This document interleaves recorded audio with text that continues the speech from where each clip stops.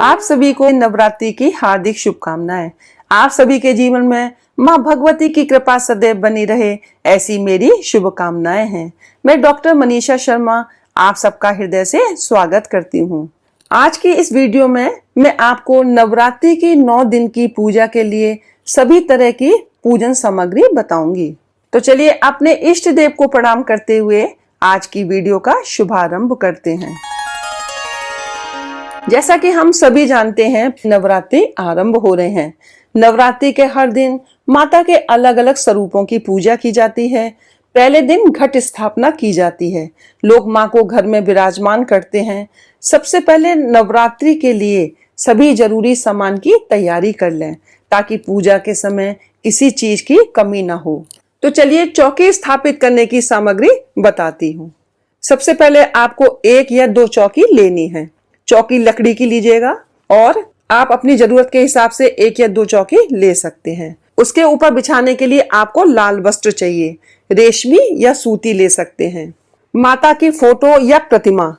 नवरात्रि की पूजा से पहले घर में अभी से आप माँ दुर्गा की मूर्ति या तस्वीर घर ले आए। अगर आप पीतल या अष्ट धातु की देवी माँ की मूर्ति घर ले आए तो बहुत उत्तम माना जाता है।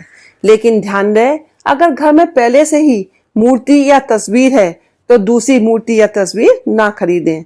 वहीं अगर टूटी फूटी मूर्ति हो तो आप उसको घर से निकाल सकते हैं। गणेश जी की फोटो। नवग्रह यंत्र। देखिए, बहुत से लोग पूजा में नवग्रह यंत्र की भी पूजा करते हैं। बहुत से लोग षोडश मातृकाएं भी बनाते हैं। तो षोडश मातृकाएं आप चावल से भी बना सकती हैं और सुपारी से भी बना सकती हैं। लाल चुनरी। आपको 2 लाल चुनरी चाहिए, एक माता को ओढ़ाने के लिए और दूसरी आपको नारियल लपेटने के लिए। पंचामृत। पंचामृत के लिए आपको सामान चाहिए होगा दूध, दही, शहद, गंगाजल आदि। और इससे क्योंकि हम पहले दिन माता को स्नान कराएंगे तो आपको चौकी के लिए ये सामान की जरूरत पड़ेगी। चलिए अब आपको कलश या घट स्थापना की सामग्री बताती हूँ। कलश स्थापना के लिए आपको कलश मिट्टी का ले सकते हैं या आप किसी भी धातु का ले सकते हैं।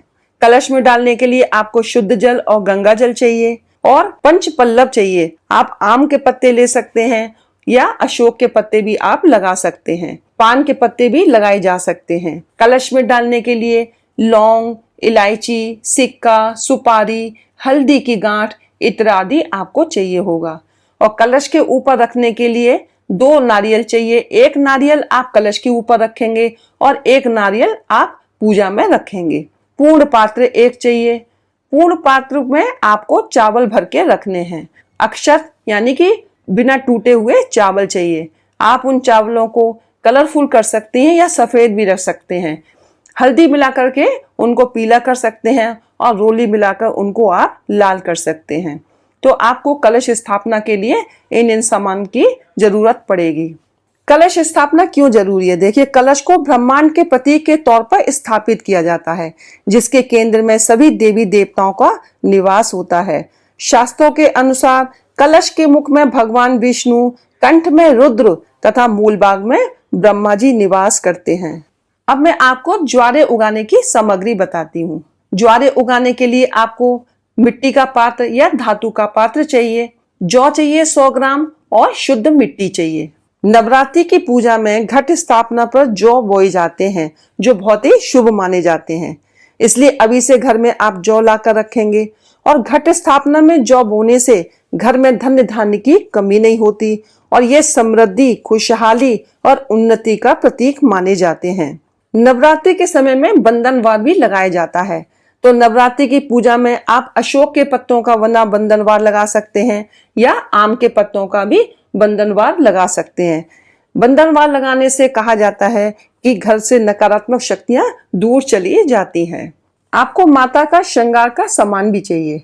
माता की पूजा के लिए 16 श्रृंगार का सामान चढ़ाया जाता है, इसलिए आप इनको पहले से ही लाकर रख लें।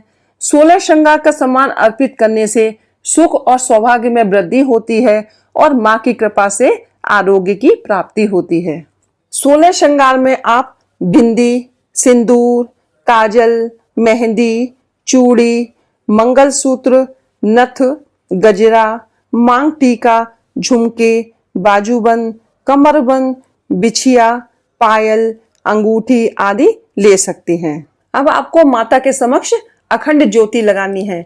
तो अखंड ज्योति के लिए आपको एक बड़ा दीपक चाहिए। वो धातु का भी हो सकता है या मिट्टी का भी हो सकता है। बड़ी लंबी बाती आप कलावे की ले सकती हैं। देशी घी चाहिए या आप तिल के तेल का भी उसमें इस्तेमाल कर सकती हैं। पूजन सामग्री, माँ की पूजा के लिए आपको धूप बत्ती, रोली, चंदन, कुमकुम, जनेऊ, कलावा, शहद, इत्र, साबुत हल्दी, लौंग, इलायची, कमलगट्टे, जायफल, कपूर, पान के पत्ते, सुपारी, पुष्प, दूर्वा, कुशा, बताशे आदि चाहिए। माँ की पूजा के बाद हवन किया जाता है। तो हवन सामग्री के लिए आपको एक पात्र चाहिए जो मिट्टी का भी हो सकता है और धातु का भी हो सकता है। गाय के गोबर के उपले से भी आप हवन कर सकते हैं, नहीं तो आप आम की लकड़ी या नवग्रह समिधा आती है उससे भी आप हवन कर सकते हैं। आपको हवन सामग्री चाहिए घी, लौंग, बताशे, सूखा नारियल, उसमें आप जायफल आदि भी डाल सकते हैं। नवरात्रि में पताका या ध्वजा भी लगाई जाती है। तो माँ दुर्गा को ध्वजा या पताका अर्पित करना बहुत उत्तम माना जाता है। पताका विजय का सूचक मानी जाती है और इसे घर पर लगाने से माँ दुर्गा का आशीर्वाद भी प्राप्त होता है। अगर आप पताका को घर पर नहीं लगाना चाहते तो आप देवी माँ के मंदिर में भी उसको लगा सकते हैं। और यदि आप घर पर लगा रहे हैं तो आप उत्तर पश्चिम दिशा में उसको स्थापित करिएगा। ऐसा कहा जाता है कि जो माँ को ध्वजा अर्पित करता है उसे सफलता मिलती है और हर धार्मिक अनुष्ठान सफल होता है। तो आप पताका की भी व्यवस्था करिएगा। माँ का भोग प्रसाद, माँ को पान के पत्ते पे हम लौंग, बताशा, मिश्री, पंचमेवा आदि रख करके उनको प्रसाद भोग लगाते हैं। आप माँ को मौसमी फल और मीठा पान भी उनको अर्पित कर सकते हैं। माँ की पूजा में हमें कौन कौन सी पुस्तकें पढ़नी है? श्री दुर्गा सप्तशती की पुस्तक, दुर्गा चालीसा और नवरात्रि की कथा की पुस्तक हमें चाहिए होती है। अब मैं आपको अंत में नवरात्रि उपवास का सामान बताती हूँ। सात्विक भोजन के लिए आपको देशी घी, नारियल का तेल या मूंगफली का तेल चाहिए। इसमें से आप किसी भी चीज का इस्तेमाल कर सकते हैं। सिंघाड़े का आटा या कूटू का आटा, मूंगफली, मखाना, आलू, लौकी, हरी मिर्च, व्रत में खाई जाने वाली सब्जी और ताजे फल और सेंधा नमक आप भोजन की सामग्री में इस्तेमाल कर सकते हैं।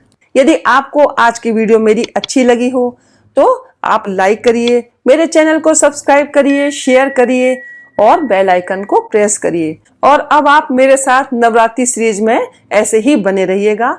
आपको अच्छी अच्छी वीडियोस प्राप्त होंगी। हर हर महादेव, जय भोलेनाथ।